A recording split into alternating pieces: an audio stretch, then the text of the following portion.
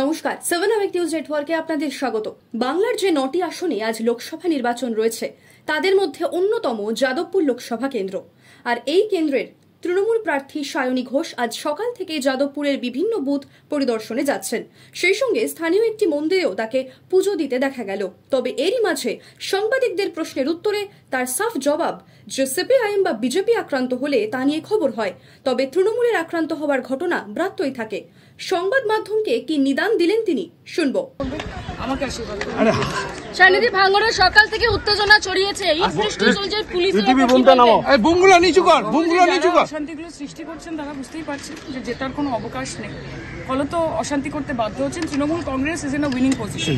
ফলত আমরা চাই যে মানুষ যত বেরোবে, যত বেশি পোলিং বুমগুলো নিচু কর রে, তৃণমূলের সমর্থন আমরা নিশ্চিত। আমি অনুরোধ করব যারা দাঁড়িয়ে দাঙ্গাবাজিগুলো করছে তাদেরকে বলার জন্য যে দেখুন, এটা রাজনৈতিক লড়াই। আপনারা বড় বড় লিডার, কাজে লিডাররা লিডারের মতো ব্যবহার করলেই মানুষকে, কর্মীদেরকে সে যেই দলেরই প্রতিহিংসার মুখে এবং হিংসার মুখে যখন সিপিএম অ্যাটাক করে তখন প্রেস মিডিয়াতে আমরা কোনো খবর দেখতে পাই। কিন্তু এটা আরশোলাও যদি আহত হয় তখন বলা হয় যে তৃণমূল কংগ্রেস তাকে অ্যাটাক করেছে। আমি আজকে মিডিয়ার কাছে এইটুকু রিকোয়েস্ট করবো যে শুধু বিজেপি এবং সিপিএম কার একটা জামার বোতাম ছিঁড়ে গেছে সেই নিয়ে খবর না বানিয়ে দয়া করে তৃণমূলের ওপর যেই আক্রান্ত করা হচ্ছে এবং নানান জায়গায় তৃণমূলকে অ্যাটাক করা হচ্ছে সেগুলো নিয়ে একটু।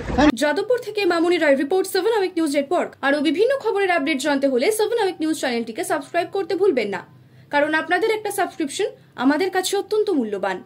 জয় হিন্দ।